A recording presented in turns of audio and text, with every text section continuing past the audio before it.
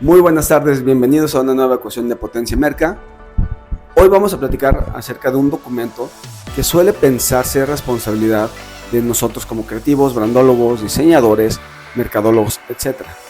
Y sin embargo, este es un documento que es totalmente responsabilidad tuya, empresario, emprendedor. Vamos a platicar un poco acerca del brief. ¿Qué es? ¿De dónde viene? ¿Por qué es importante? ¿Y cuáles son sus características? ¿Y por qué es responsabilidad del empresario? Primero, ¿qué es y por qué es responsabilidad tuya? Bueno, ¿qué es? Es un documento corto y preciso que marca las directrices generales de la empresa. Es decir, reúne la información necesaria para la generación de una estrategia de branding, la creación de un concepto de marca o la creación de una estrategia de mercadotecnia, promoción y publicidad. Información con las directrices generales de la empresa, es decir, de tu proyecto, de tu idea, de tu negocio. No del mercadólogo creativo, sino tuyo, empresario amigo. Ese es este documento el que tú nos vas a proporcionar a nosotros para poder comenzar a plasmar las ideas creativas en base a lo que tu empresa es y hace. Si nosotros no tenemos esta información, vamos a empezar a construir sobre aire, sobre arena, y va a tardar mucho el proceso porque vamos a entrar en un proceso de debate de si me gusta, no me gusta, si es esto, no es esto. En cambio, si de inicio tenemos este documento claro y conciso, entonces es mucho más fácil empezar a construir. ¿De dónde viene el brief? Bueno, pues como muchas cosas que usamos actualmente, viene de la milicia, del ejército. El brief en el ejército es el resumen de campaña que se le entrega a los generales para que transmitan las instrucciones de la misión a sus soldados. Por eso debe de ser corto, porque un general en el campo de batalla no tiene el tiempo de ponerse a leer un documento de 25 páginas para poder él entender las instrucciones y comunicárselas a sus soldados en el campo. Se perderían muchísimas vidas si fuera de esta manera. Entonces el brief, el general lo recibe, lee las instrucciones, entiende la misión y lo comunica de inmediato a sus oficiales de campo. En el mundo empresarial es lo mismo. Un documento muy extenso suele perderse en palabras rebuscadas con mucho fondo, con mucha forma, pero muy poco contenido. Es decir, son muchas palabras y suelen decir nada, o muy poco, o ser muy poco claros.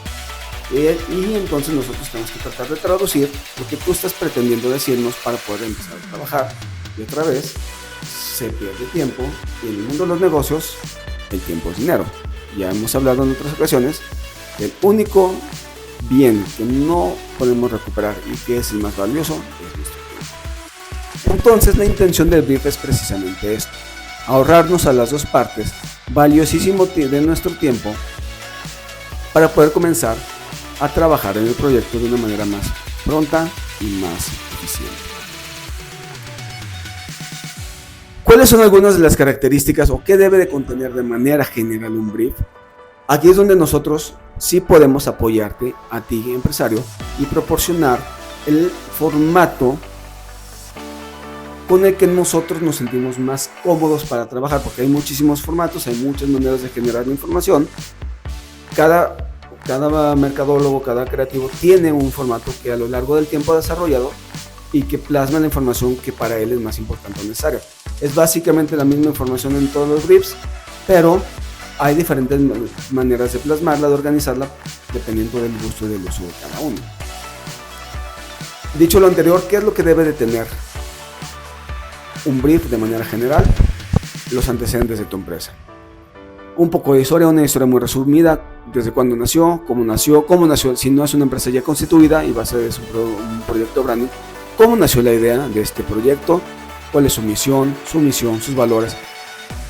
A modo muy general, si no lo tienes bien estructurado o si estás emprendiendo el negocio, de manera muy general.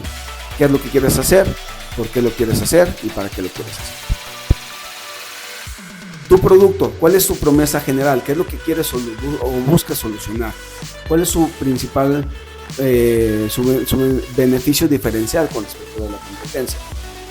¿Quién es tu competencia? ¿Tienes alguna idea de quién es tu competencia? En este punto probablemente nosotros sí pudiéramos apoyar en el llenado. Sin embargo, es necesario que tú tengas una idea general de quiénes son contra quién vas a competir. Y lo más importante, quién es tu mercado objetivo.